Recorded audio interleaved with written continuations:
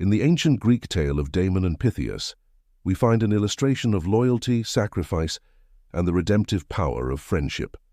Damon and Pythias, inseparable companions bound by an unbreakable bond of camaraderie, faced a grave ordeal when Pythias was sentenced to death by the tyrant Dionysius of Syracuse.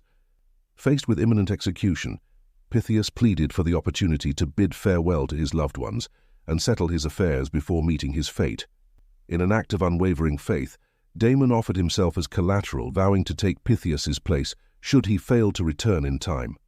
Despite the skepticism of Dionysius and the incredulity of the masses, Pythias returned just moments before the appointed hour, demonstrating the depth of his commitment to Damon and the enduring strength of their friendship. The story of Damon and Pythias serves as a testament to the power of forgiveness and reconciliation. It urges us to consider the nature of friendship. What compels us to forge these connections? What sustains them in times of hardship and adversity?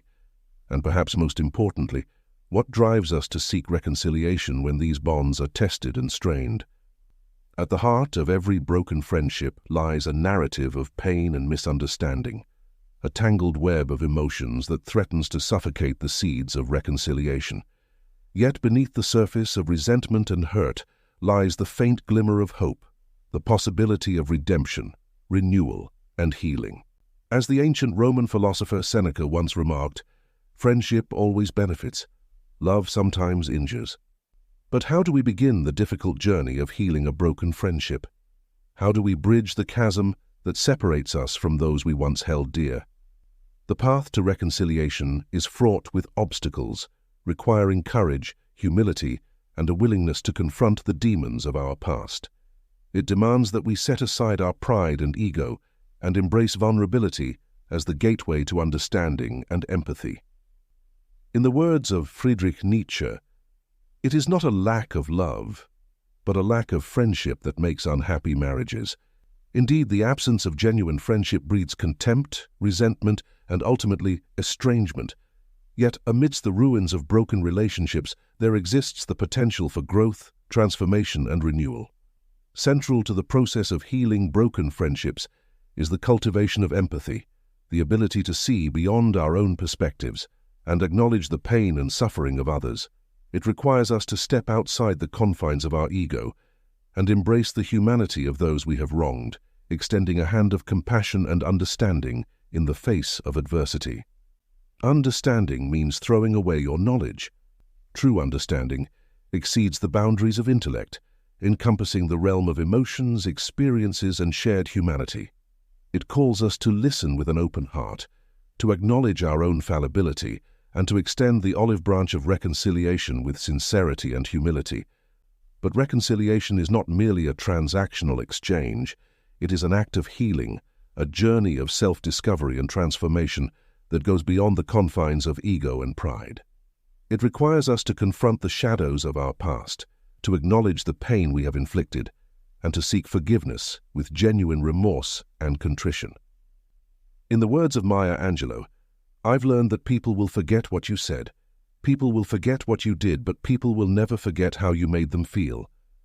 The essence of reconciliation lies not in grand gestures or lofty promises, but in the simple act of acknowledging the humanity of those we have wronged and extending the hand of friendship with sincerity and humility. But what of those friendships that defy reconciliation, that linger in the recesses of our memory like faded photographs, haunting us with the specter of what could have been? Is it possible to find closure amidst the ruins of broken relationships, to lay to rest the ghosts of our past, and to embrace the promise of a new beginning? Arthur Schopenhauer said, "The greatest of follies is to sacrifice health for any other kind of happiness." True happiness, he suggests, lies not in the pursuit of external validation or fleeting pleasures, but in the cultivation of inner peace and contentment.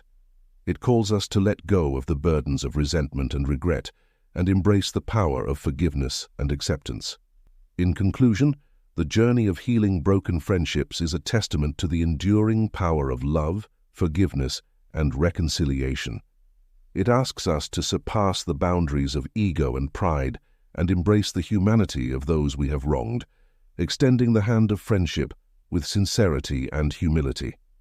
As we embark on this journey of healing and renewal, let us heed the wisdom of the ages, the wisdom of philosophers, poets, and sages who have traveled and emerged with hearts full of compassion and understanding.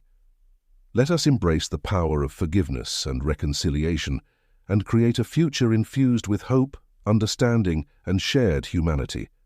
For in the end, it is not the wounds of the past that define us, but the courage and resilience with which we confront them, forging bonds of friendship and understanding that surpass the boundaries of time and space and illuminate the path to a brighter, more compassionate world.